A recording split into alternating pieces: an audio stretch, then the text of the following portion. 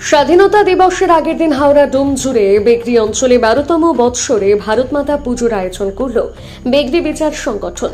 এই ভারত মাতা পুজোর উদ্বোধন করলেন বিজেপি নেতা দিলীপ ঘোষ। পুজোর সংগঠনের পক্ষ থেকে এক সদস্য জানান, প্রতি বছরের মতন এই বছরেও আমরাই পুজো করছি। এই পুজোয় ডোমজুড় ছাড়াও বহু দূর দূরান্ত থেকে ভক্তরা আসে। প্রশাসনিক তরফ থেকে পূর্ণ সহযোগিতা পাই। দিলীপবাবু এর আগেও এই পুজোর উদ্বোধন করেছেন, আজও এসেছেন, তাই আমরা সবাই খুশি। অভয়ের 1 বছর অতিক্রান্ত নিয়ে প্রশ্ন করলে দিলীপ ঘোষ বলেন, কোর্টে বিচার চলছে। অভয়ের বাবা মা পথে নেমেছে, বিচার নিশ্চয়ই পাবে।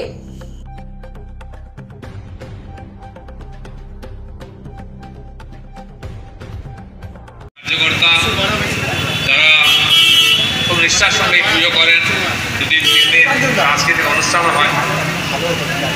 এই ভারত মাতা পুজো আমাদের দেশে স্বাধীনতার আগে শুরু হয়েছিল। প্রায় 1000 বছর পরাধীন থাকার পরে আমরা স্বাধীন হয়েছিলাম। বহু মানুষের ত্যাগ, তপস্যা, বলিদানের ফলে এটা সম্ভব হয়েছিল। কেউ ফাঁসির কাঠ নিয়ে, কেউ ইংরেজের গুলিতে মারা গেছিলেন। কারো কারো মূর্তি আছে রাস্তার ধারে, কারো কারো কথা আমরা ভুলেই গেছি, ইতিহাসে নামই নেই। কিন্তু এখন আমরা ভারত মাতা পূজন করে চলেছি।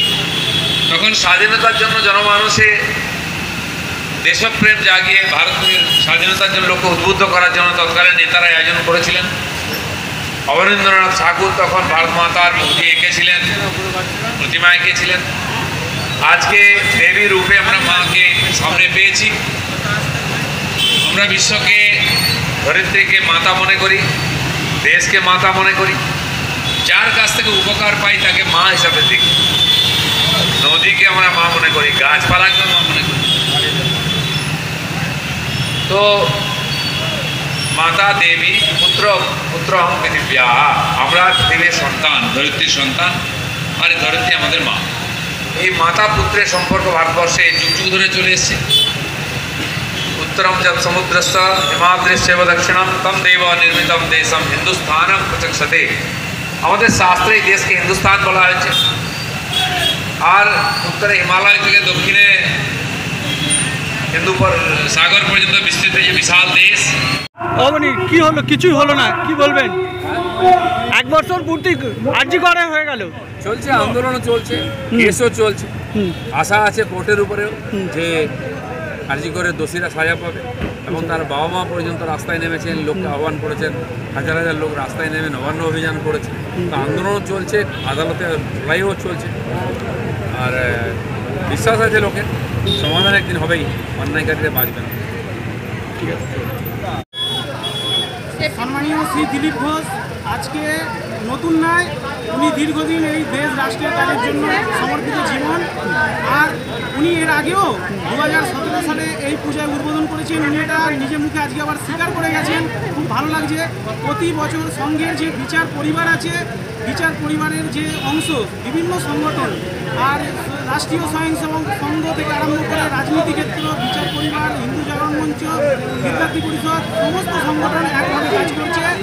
আর সমস্ত রাষ্ট্রভক্ত মানুষ তথা বেগরি অঞ্চল ডোমজুড় ব্লকের প্রত্যন্ত গ্রাম থেকে, পাশে জগৎবল্লভপুর যে বিধানসভা আছে, সেই বিধানসভার থেকেও কয়েকশো কর্মী এখানে এসে উপস্থিত হয়েছেন। আর ডোমজুড় ব্লকের প্রত্যন্ত বিভিন্ন জায়গা থেকে আর সমস্ত রাষ্ট্রভক্ত মানুষরা উৎসাহের সাথে উপস্থিত হয়েছেন এবং সহযোগিতার হাত বাড়িয়ে দিয়েছে তাদের পূর্ণ সমর্থন। সাথে সাথে বেগরি অঞ্চল এবং তার পদাধিকারী যারা গ্রাম পঞ্চায়েতের আছে তারা অনুমোদন দিয়েছে। সাথে সাথে প্রশাসনের যে আছে ডোমজুড় থানা এবং ডোমজুড় বিডিও, সাথে সাথে ফায়ার ব্রিগেড, সিপি অফিস, প্রতিটা জায়গায় আমরা ইনফরমেশান করে আমাদের এই পুজো আর পারমিটেড পুজো, মানে এই পুজোতে আমরা সমস্ত সরকারের আইন বিধি সতর্কতার নিয়ম মেনে আমরা পালন করি। আজকে দীর্ঘ 12 বছর ধরে আমরা পালন করে আসছি। এই বছর স্বাধীনতার 79তম বর্ষ, স্বাধীনতার আর আমরা 80 বছরের কাছে এসে উপস্থিত হয়েছি। সমস্ত বিচার পরিবারের সংগঠনের সমস্ত সদস্যরা সক্রিয়ভাবে সহযোগিতায় আর এই পুজো আমাদের স্বাবলম্বী হয়েছে। সাথে সাথে দিনের দিন আপনাদেরও সহযোগিতায় সমস্ত যারা মিডিয়া সেল আছে তারা আমাদের পূর্ণ সহযোগিতা করে প্রতিটা পুজোয়। আর এই জন্য আজকে পুজো এই জায়গায় বিস্তার লাভ করেছে। আমরা এই যে স্থান আছে এই স্থানেতেই প্রতি বছর পুজো করি। আর ঠিক 14ই আগস্ট শোভাযাত্রা সহকারে মায়ের প্রতিমা আনায়ন, সাথে সাথে ধর্মসভা। আর পরের দিন যে আজকে উদ্বোধন হলো দিদিদার পরকমলে, আর কালকে সকালবেলা স্তোত্র পাঠ হবে। স্তোত্র পাঠ ভোরবেলা বৈদিক মন্ত্র উচ্চারণ করা হবে, সংস্কৃত শ্লোক। তারপর পূজা পাঠ হবে। পূজা পাঠের সাথে সাথে রাষ্ট্রধ্বজ উত্তোলন হবে 15ই আগস্ট যেহেতু আছে। আর রাষ্ট্র রক্ষা বন্ধন মানে সারা ভারতবর্ষে রাখি বন্ধন এবছর আগে পড়ে গেছে বলে আমরা ওইটা পরের দিন, নাহলে রাখি বন্ধনের আগে আমরা এই অনুষ্ঠান আমরা কার্যক্রম করি। তারপর মায়ের পূজার হোম যাগযজ্ঞ, এমনকি সব থেকে বিশেষত হচ্ছে আমাদের এই পূজা হচ্ছে সংকল্প হয় আমাদের এই গ্রামের নামে, এই বেগড়ি অঞ্চলের নামে সংকল্প হয়, কোনো ব্যক্তি নয়। আমরা ব্যক্তির পূজা নয়, আমরা রাষ্ট্র এবং ভাবের পূজা সেই এতে বিশ্বাস করি। আর সেই সংকল্প নিয়ে তারপর আমাদের প্রসাদ বিতরণের ব্যবস্থা আছে। আর পুষ্পাঞ্জলি সমস্ত যে মন্ত্র হয় সেটা হচ্ছে স্বামী বিবেকানন্দ। আপনারা কারা? আপনারা এই রাষ্ট্রীয় স্বয়ংসেবক সংঘের যে বিচার পরিবার আছে, সারা পৃথিবীর সবথেকে বৃহত্তম অরাজনৈতিক সংগঠন, সারা পৃথিবীর বৃহত্তম রাজনৈতিক সংগঠন, সারা পৃথিবীর বৃহত্তম বিদ্যার্থী সংগঠন, সারা পৃথিবীর বৃহত্তম শ্রমিক সংগঠন, সমস্ত সংগঠনের যারা আধার সেই বিচার পরিবার আমরা একযোগে এই কাজ করি। আমরা সমস্ত রাষ্ট্রভক্ত মানুষ। রাষ্ট্র মানে আমাদের ইদং ন মম রাষ্ট্রয় সাহা, এই আমাদের মন্ত্র।